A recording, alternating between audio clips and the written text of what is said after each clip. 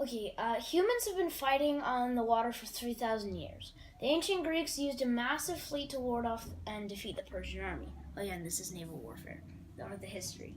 Um, the Romans used their navy to control the Mediterranean and defeat the Carthaginians. These are all in the ancient world, so there's not too much written about them. Although there is a good podcast called Hardcore History, which has a lot of this detailed. Um, so early on, the strategy was basically to have archers on your boats and then fire at the enemy sails and people, because arrows can't really pierce wood that well and create a big hole. That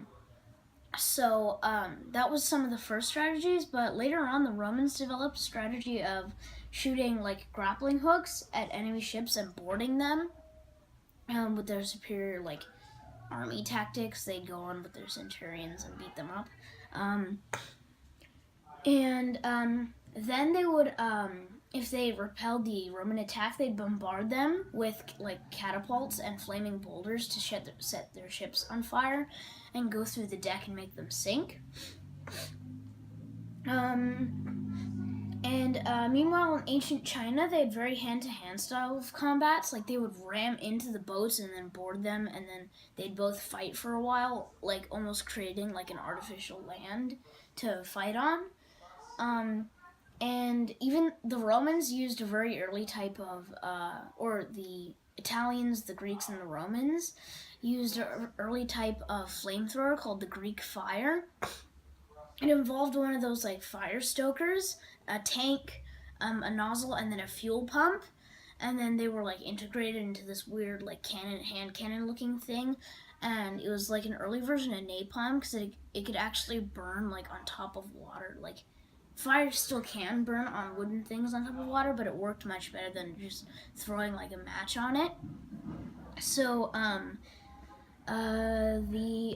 around the 12th century, cannons and torpedoes were invented, bringing about the need for like armor or metal padding. And interestingly enough, I'm pretty sure that the water torpedo was used before the deck cannon. Like, hand cannons were used and big cannons were used to defend ports, but actually on ships, I think it's the Persians invented torpedoes. And this helped a lot because sometimes when you'd fire a cannonball and you wanted to get like underneath the water so that it would actually sink and not just go through the ship on top and can be patched up, the torpedo would go underwater and then like blow a hole at the bottom. Whereas if you fired a cannonball at the sea, it would just like sort of skip and get like stopped. So torpedoes worked the same way as cannons, except there was a thing to block the water, I'm pretty sure. The Italians became a large naval power when they defeated the Persian navies, which I think by this point were Ottomans, during, I can't remember, I think it was like Ottoman and Greek wars, where there was this like holy alliance between some of the Balkan states, and the Ottomans were fighting them for parts of northern Greece. In the late Middle Ages, caravels, large open seafaring vessels capable of extensive combat and carrying large amounts of cargo, were made. Basically, ships before would have a deck, a galley, and then like a captaining room and then some sails. These ones would have like 2 floors of cannons, and like their displacement would be like 100 tons or something, so they could carry massive amounts of cargo and weaponry. This enabled countries to expand trade routes and create overseas colonies, bringing in more of a need for navies.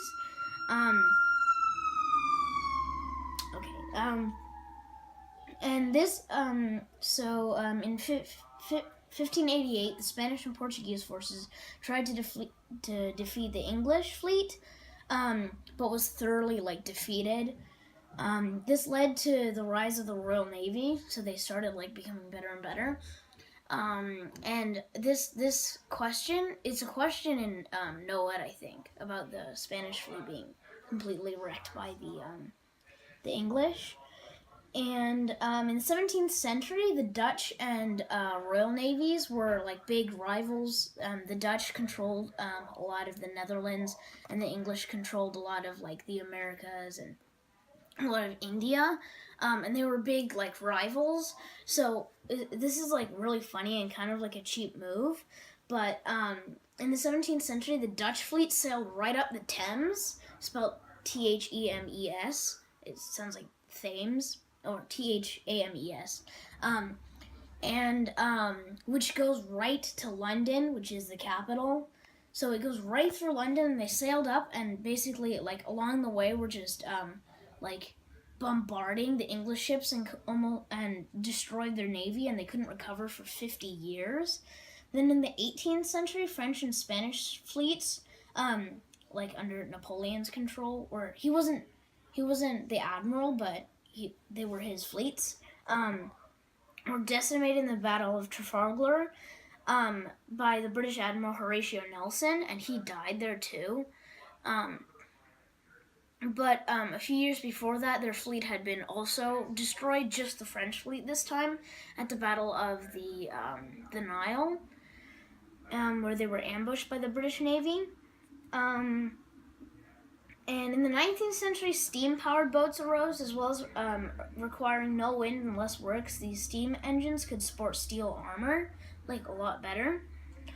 This led to the birth of the ironclad ship, like a cross between like a U-boat, so they were very low in the water, and their cannons were just above the surface, and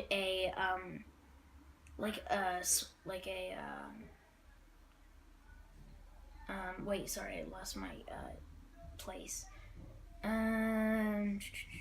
Oh yeah, and a destroyer. So they would have like a bunch of cannons on the top, and it was fairly like small. So the first ever battle occurred between the South America, I can't remember the name right now, Confederate States, and the United States of America. And that like showed that times were changing. And then the first ever big one occurred like off the coast of England. So yeah. So then in 1906, the British Navy created a revolutionary ship, which was basically the first ever battleship, called the HMS Dreadnought. They were first called dreadnoughts, but then they were called battleships because it sounded less British and people wanted to copy them. And so the features were steel armor and hull, so no wood anymore except for the deck. Deck turrets and entirely run on steam, so swivelable deck turret guns. In 1916, the Germans started using U-boats, a combination of small cruisers and a submarine. Basically, they're like submarines with turrets at the top that sail on the sea normally, but then they can also go down for like a few hours. Basically like a combination of a small boat and a submarine. In World War II, aircraft carriers became popular, as well as torpedo submarines and missile cruisers, which are basically like a rocket artillery thing mounted on top of a battleship. Eventually, battleships fell out of favor to missile cruisers, because missile cruisers, I believe, are run on electricity now. And so now, naval warfare is pretty much destroyers, submarines, and aircraft carriers. Usually the aircraft carriers are protected by destroyers and cruisers, while the submarines are more of the combat ships. Recently, I think in like 2001,